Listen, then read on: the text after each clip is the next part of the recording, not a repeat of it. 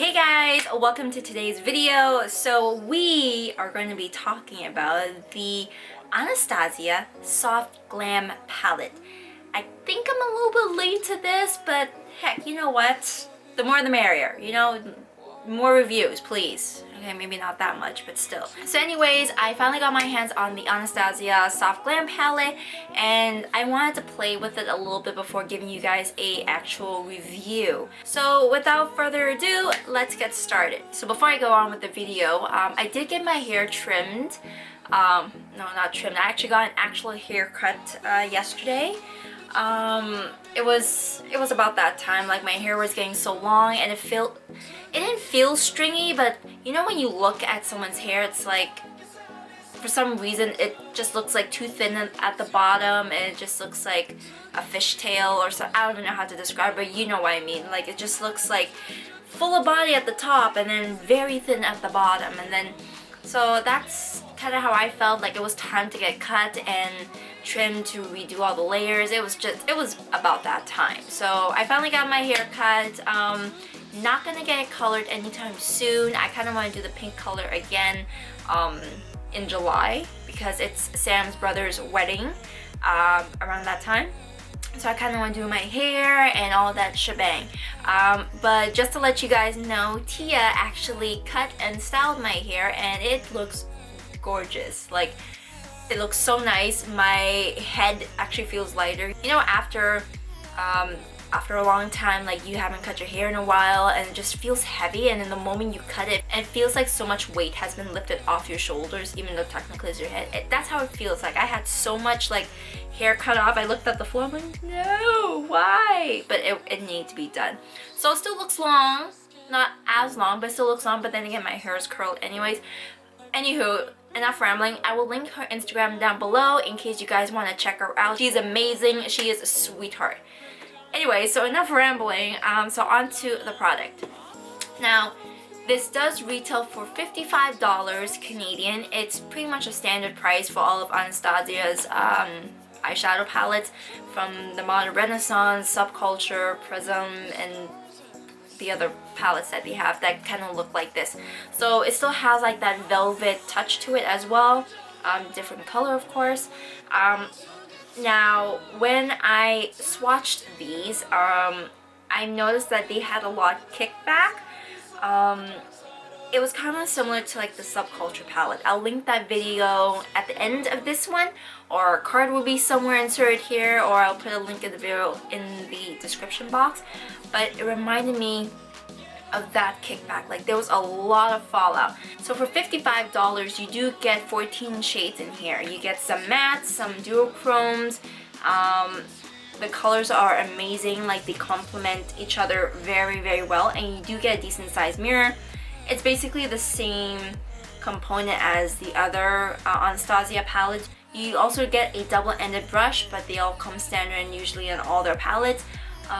But I love this palette, guys. Like, look at the color scheme. It just complements each other so well. From light to dark, you can do everyday looks with this.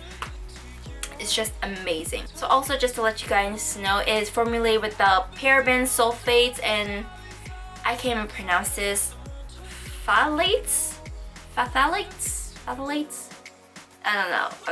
My pronunciation on these words are terrible, but if you go on the Sephora website, you guys know what I mean. Now, we all know that there is going to be fallout no matter what when you use eyeshadows. That's how you know, like, there's enough pigment or stuff like that. Like, you just know. If there's no pigment, if there's no fallout on the brush, then in our minds it's like there's no pigment on there at all. There's always like that one brand or like that one product where like you keep digging into it and then next thing you know it's pigmented. But a good chunk of the eyeshadows out there, even blushes or whatever, if there is no like product on the brush, or there's not even a little bit of kickback, we have a problem. But of course, if there's too much kickback, then that's also an issue.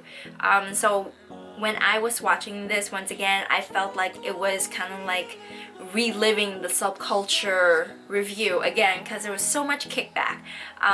But after doing the swatches, I've noticed that it actually blended a lot better than the Subculture. With that palette, there was a lot of like kickback once again. It was kind of patchy. I did not like it, and looking at other people's reviews after I posted mine, I know they said something about like it was oxidizing. Like, I've never heard of eyeshadows oxidizing in my life, or like I don't know, it'll pick up after you blend it or over like another color. I don't know, it was just weird. I haven't really like experienced that, but I've noticed that it didn't really blend too well. It was very difficult to blend. But the Soft Glam, on the other hand, it blended quite well actually. I actually did look using the palette today, but unfortunately I did not record it because my battery was dead. So I got nothing for you guys. But trust me when I tell you this, that it blended beautifully. I did my base with a different color from a different palette because it didn't have that shade that I wanted. Even though there's orange soda that you could use as a transition shade, I did not want that. I wanted a different color. So I went in with that, and I went in with Rustic. And after that, I went in with Sultry for the center of my lid. And it blended beautifully. It felt buttery. It was good. Like, they made improvements. It's either they made improvements or they went back to like the old formulas or whatever from their previous palettes, because whatever happened there and subculture and this is completely different. Like, it blended, it just blended beautifully. It wasn't overly pigmented as well, which is also a good thing. Even though there was a lot of kickback, it wasn't overly pigmented, because the last thing we need is a lot of pigments, even though we want pigment, but we don't want so much of it. Basically, the moral of the story is that we want something that's in between. Not too much, not too little, not too pigmented, not pigmented at all, basically. Just something just like a happy medium. So I think Anastasia actually did a great job with this palette. Now, I did do swatches, and for those of you who have been here since the beginning of time, you know I tend to do brush swatches and finger swatches. So that's what I'm going to show you guys in the next clips. I will also show you guys what the palette looked like after I used the brush, because once again, there was a bit of kickback on there as well. So first I'm going to show you guys the finger swatches, and then we will do the brush swatches afterwards. But the first shade, Tempera, Glistening, Orange Soda, Rose Pink, Sultry, Bronze, Mulberry, Dusty Rose, Fairy, Burnt Orange, Sienna, Rustic, Cypress Umber, and Noir. So those are the finger swatches. As you guys can see, they are beautiful. They are pigmented. They're just lovely. Now onto the brush swatches.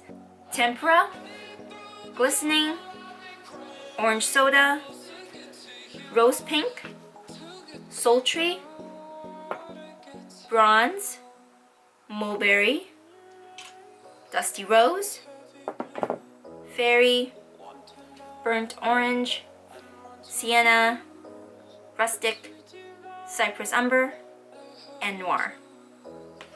So those are the brush swatches. So you can see obviously the finger swatches are more pigmented than the brush swatches. Once again, they blended beautifully. Like, I don't think there's anything wrong with the shades.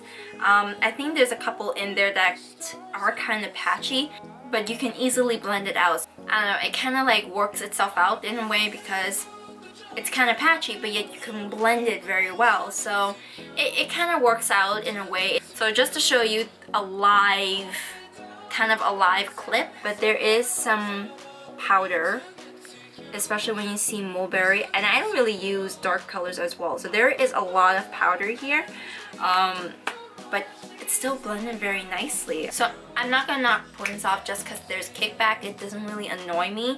I know there's other people out there who don't like any kickback at all, or like a lot of it. For me, I don't mind it, so I'm not gonna knock points off of it. The blendability is amazing. The pigmentation is not overly pigmented, which is great, unlike the Subculture palette. I think this whole entire palette is great. It's good for soft glams, everyday looks. It just works so well, and I think it would work so well with so many skin tones. I would totally recommend this to you guys. If you're in search for an Anastasia palette in particular, I would totally recommend this. I'm not a fan of the Prism, I'm not a fan of the Modern Renaissance. The colors don't really call out to me, but this did, and I was so excited when this came out, other than the Subculture, but we all knew that was a flop. But anyways, if you guys want a Anastasia product, I would totally go for this one. Not sponsored, obviously. Just letting you guys know my opinions on this. And once again, if you guys want a palette, an Anastasia one in particular, go for this one. This is great. So anyways, I hope you guys liked this review. Don't forget to give this video a thumbs up if you love Anastasia's products. And if you also use the Soft Glam palette, leave a comment section below if you love this, if you don't love it, or even just to say hi. Anything. I would love to read the comments. Don't forget to follow me on my social media handles. I'm hoping they're right here. If not, my bad. And click on the next video. Come on. I know you want to. It's just right here. You watched this video already. You might as well go to the next one. But anyways, I hope you guys have a wonderful day, night, wherever you are, and I will see you guys in the next one. Bye!